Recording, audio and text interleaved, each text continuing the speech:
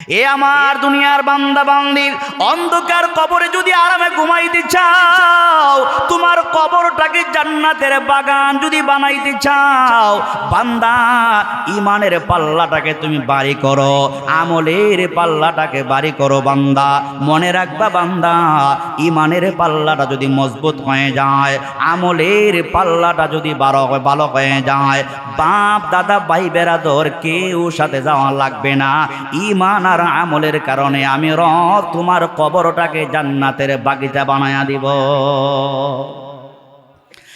আর যদি বান্দা ইমানের পাল্লা যদি বাড়ি না হয়, আমলের পাল্লা যদি বাড়ি না হয়, ইমান আমল নিয়া যদি না মরো বান্দা, তোমার বংশ যত ভালো হয় না কেন, হাজারো কোটি টাকার মালিকও যদি হয়ে যাও, 20 তলার মালিকও যদি হয়ে যাও, দেশের মালিকও যদি হয়ে যাও, প্রেসিডেন্ট বা রাষ্ট্রপতিও যদি হয়ে যাও, কবর জগতে তোমার 4 পয়সার দাম নাই। ফেরেশতার আযাব থেকে তোমাকে কেউ বাঁচাতে পারবে না। জুড়ে কোন ঠিক কিনা? তো আল্লাহ তাআলা বলেন, ইয়া আইয়ুহাল্লাযীনা আমানুত্তাকুল্লাহ, ও দুনিয়ার ইমানদারগণ, রব্বুল আলামিনকে ভয় করো। অন্য আয়াতের মধ্যে আল্লাহ বলেন, ইয়া আইয়ুহাল্লাযীনা আমানুত্তাকুল্লাহা হাক্কা তুকাতিহি ওয়া লা তামুতুন্না ইল্লা ওয়া আনতুম মুসলিমুন। আল্লাহ বলে, বান্দা আমি রবকে ভয় করো, সাবধান সাবধান, সত্যিকার ইমানদার না হইয়া তুমি মরবা না। ঘোষণা কা আমাদের সকলকে রবের সামনে দাঁড়ানো লাগবে। ওই রবের সামনে আমি আপনি যে দাঁড়াবো, 50,000 বছর কমসে কম রবের সামনে দাঁড়ানো লাগবে। ওই রবের সামনে জামা কাপড় কিচ্ছু থাকবে না। উম্মাহাতুল মুমিনিন হযরতে আয়েশা সিদ্দিকা রাদিয়াল্লাহু তাআলা আনহা আল্লাহর নবীকে প্রশ্ন করেছিলেন, ইয়া রাসূলুল্লাহ, ইয়া হাবিবাল্লাহ, আল্লাহর হাবিব, আপনি যে বলেছেন কারো পরনে জামা লঙ্গি কিচ্ছু থাকবে না, অর্ধ হাত উপরে সূর্য আসবে, নবী আমার কোটি কোটি উম্মতের সামনে উলঙ্গ হয়ে উঠলে আপনার কি শরম হবে না? আমাদের কি কোনো শরম হবে না? আপনার উম্মতের কি কোনো শরম হবে না? আল্লাহর হাবিব বলেন, আয়েশা রে শোনো, এই আমার প্রিয়তমা বিবি আয়েশা, হাসরের মাঠটাকে দুনিয়ার মাঠ মনে করবা না, দুনিয়ার আদালত মনে করবা না। দুনিয়ার আদালতে খুনের আসামিও যদি হইয়া যায়, ঘুষ যদি দিতে পারে, খুনের আসামি হাসি মুখে বের হইয়া যায়। ঘুষ দিতে না পারলে একদম নির্দোষ মানুষও ফাঁসির আসামি হয়ে যায়। জুড়ে কোন ঠিক কিনা? আল্লাহ তাআলা সূরা ফাতিহাতে আমাদেরকে কি শিক্ষা দিয়েছেন? মালিকি ইয়াউমিদ্দিন, রব্বুল আলামিন হলেন বিচার দিনের মালিক। এমন দিন হবে যেদিন ঘুষ লেনদেন চলবে না, কোনো ধরনের টাকা পয়সার লেনদেন চলবে না, জায়গা সম্পত্তির লেনদেন চলবে না। আল্লাহর হাবিব আয়েশাকে ডাইকা বলে, আয়েশা, ওই দিন অর্ধ হাত উপরে সূর্য চলে আসবে, মানুষ রবের ভয়ে তরতর করে কাঁপবে, সব নবী রাসূলগণ পর্যন্ত রব্বি নাফসি রব্বি নাফসি করবে। একমাত্র শফিউল মুজনবিন আমার আপনার নবী বলবেন, ইয়া রব্বি উম্মতি, ইয়া রব্বি, আর বাকি সবাই রাব্বি নাফসি করবে। এই আমার আয়েশা, ওই দিন সব মানুষগুলো উলঙ্গ হইয়া দাঁড়াবে, একটা মানুষের পরনে জামা লঙ্গি কিছু থাকবে না, রবের ভয়ে। কেন? লিকুল্লিমরিইম মিনহুম ইয়াউমা ইদিন শানুই ইউগনি। প্রত্যেকটা মানুষের ভিতরে কি টেনশন থাকবে? আজকে রব যে রাগান্বিত দেখা যায়, আমি কেমনে আল্লাহর আযাব থেকে বাঁচবো, ডান হাতে কেমনে আমলনামা পাইবো, আল্লাহর আযাব গজব থেকে আমি কেমনে বাঁচবো, এই ভয়ে মানুষ তরতর করে কাঁপবে। আল্লাহর হাবিব বলেন, আয়েশা, লঙ্গি জামা না থাকলেও একজন আরেকজনের দিকে তাকাবে, দূরের কথা নিজের গায়ে যে জামা নাই, একটা মানুষেরও সেদিন খবরই থাকবে না। প্রত্যেকটা বনি আদমকে আল্লাহ পাক আমলনামা দিবেন হাতে, আমলনামা দিবেন হাতে। দুনিয়ার জিন্দেগিতে আমল নামা না, হাসরের মাঠে রবের পক্ষ থেকে আমল নামা দেওয়া হবে। ওই আমল নামার মধ্যে সগীরাতাও ওয়ালা কাবীরা, ছোট গুনাহ যদি করেন লেখা থাকবে, বড় গুনাহ যদি করেন লেখা থাকবে। ফামাইয়া আমাল মিসকালা যাররাতিন খায়রান ইয়ারা, বালুর কণা পরিমাণও যদি একটা ভালো কাজ করেন আমল নামায় লেখা থাকবে। বালুর কণা পরিমাণ মন্দ আমল করলে আমার আপনার আমল নামায় লেখা থাকবে কি থাকবে না? থাকবে কি থাকবে না? এগুলা কে লিখবে? আমল নামা লিখে রাখার জন্য পাহারাদার আছে না নাই? আমল নামা লিখে রাখার জন্য লিখক আছে না নাই? আমার আপনার স্কুলে কলেজে লিখে রাখার জন্য কেরানি আছে, লিখক আছে।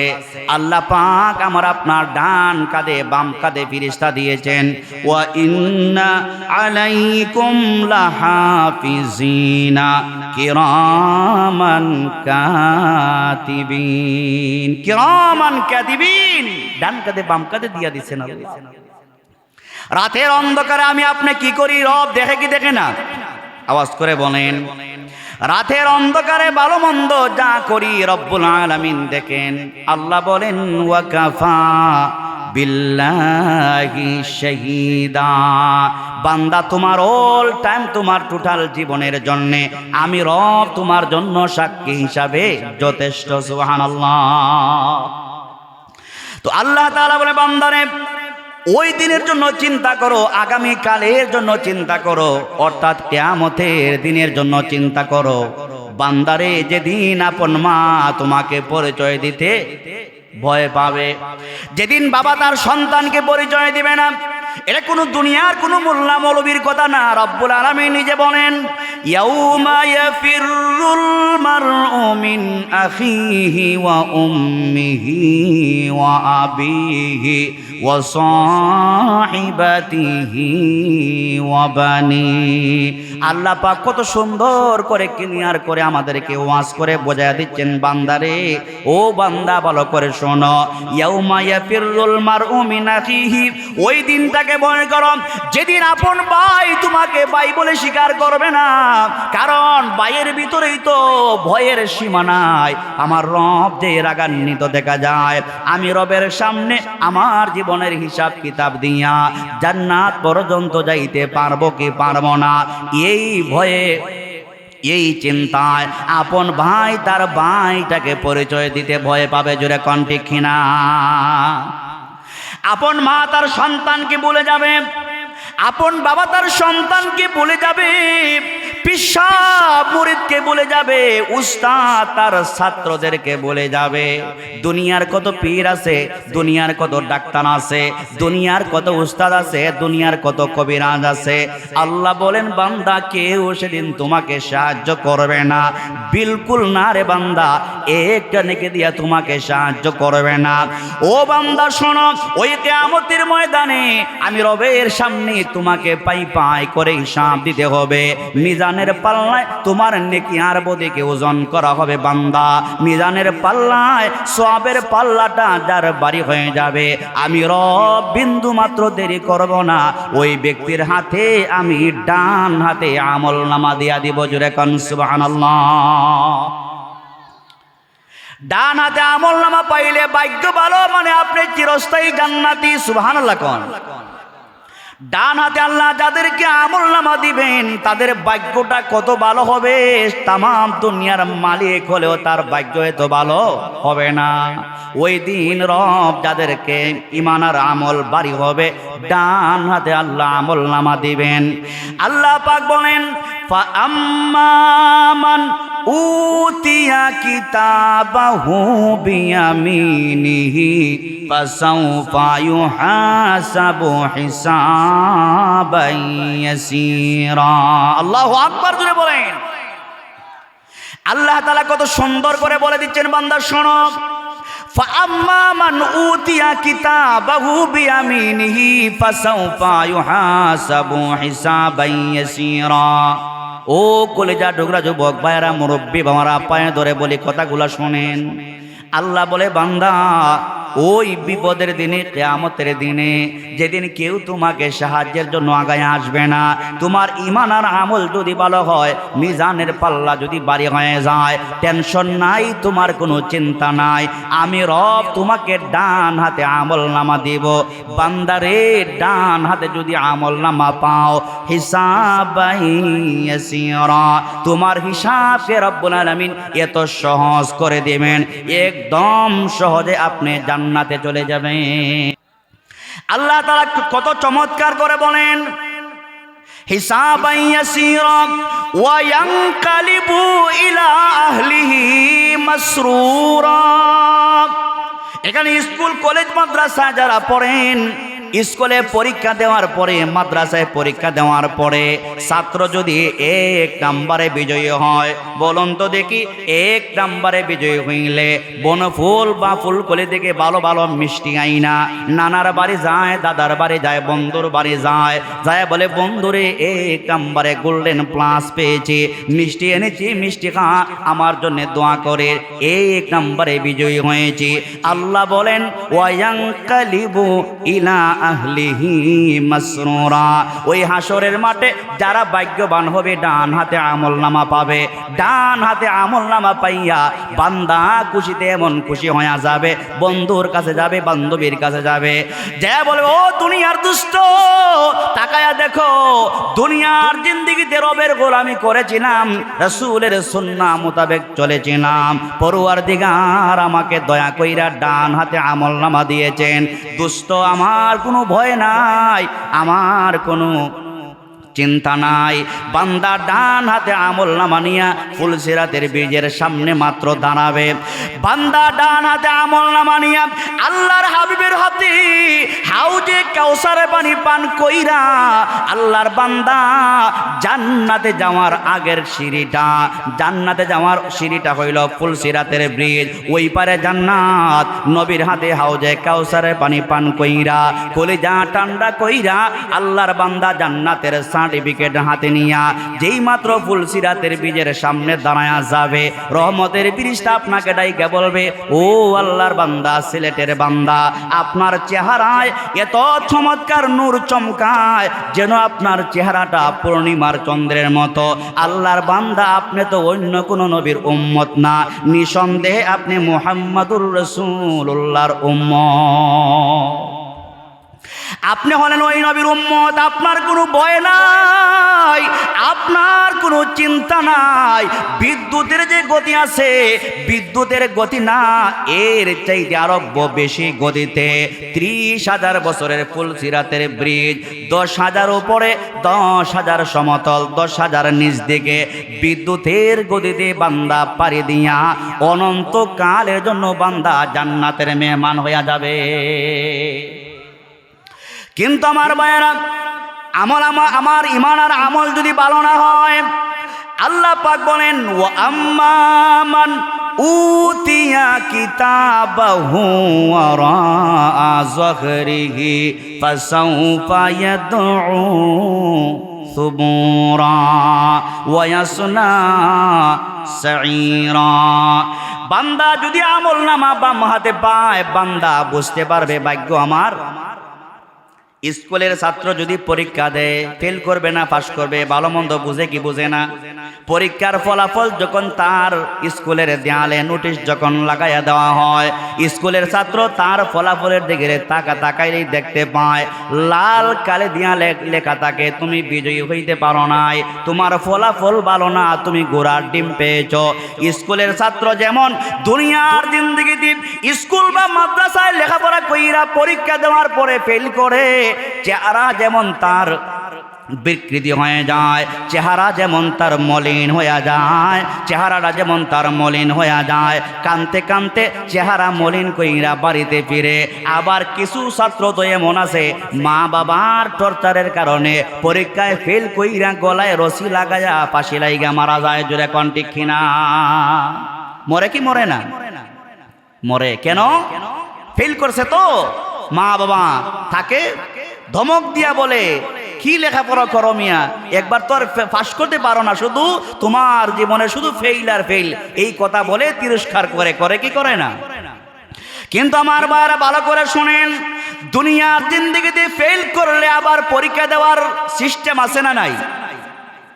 দুনিয়ার জিন্দেগিতে যদি আপনি বিফল হন, বিফল যদি হয়ে যান, আবারও পরীক্ষা দেওয়ার সুযোগ সুবিধা আছে না নাই? আছে। কিন্তু দুনিয়ার জিন্দেগি আপনার যদি সমাপ্ত হয়ে যায়, কবর জগতে যদি চলে যান, হাসরের ময়দানে যদি আমি আপনি দাঁড়াই, ওই দিন যদি আমার আপনার আমল নামাটা ভালো না হয়, বাম হাতে যদি আসে, বলুন তো দেখি ফলাফল আবার নতুন করে সংশোধন করার সুযোগ আছে নাকি? আছে। হাজারো মানুষ রব্বুল আলামিনকে বলবে, পরওয়ারদিগার, দুনিয়ার জিন্দেগিতে যাওয়ার পরে বুঝতে পারি নাই নফসের দুকায় পইরা গুনাহ করেছি, অন্যায় করেছি। পরওয়ারদিগার, নফসের দুকায় পইরা পাপ করেছিলাম, নামাজ পড়ি নাই, রোজা রাখি নাই, কত আলেমে দ্বীনের বয়ান শুনলাম, তারপর আমি কপাল পরা মুসলমান, আমি সহি রাস্তায় আসতে পারি নাই, নামাজি হইতে পারি নাই। পরওয়ারদিগার, আরেকটা বার আমাকে দুনিয়ার জিন্দেগিতে সুযোগ করে দেন। আপনার সাক্ষী রেখে বলি, আবার দুনিয়ায় পাঠাইয়া দিলে আপনার গোলামি সারা বিলকুল আর কিচ্ছু করব না। বলুন তো দেখি, এমন ওয়াদা দেওয়ার পরে রব্বুল আলামিন আবার বান্দাকে দুনিয়ায় পাঠাইয়া দেওয়ার সুযোগ আছে নাকি? নাই। তো বান্দা তার আমল নামা পাইয়া বুঝতে পারবে বান্দার আমল নামা ভালো না, ভালো না। বান্দা এবার আল্লাহকে ডাইকা বলবে, রব, বলে কি হয়েছে বান্দা বল। পরওয়ারদিগার, আমল নামাটা আমার ভালো না, আমার আমল নামায় ছোট বড় সব গুনাহ লেখা আছে, চুরি করেছিলাম তাও আমার আমল নামায় লেখা আছে, অন্যের জায়গা জুড়ে দখল করেছিলাম, এমন মানুষ আছে না নাই? আরো জোরে কোন।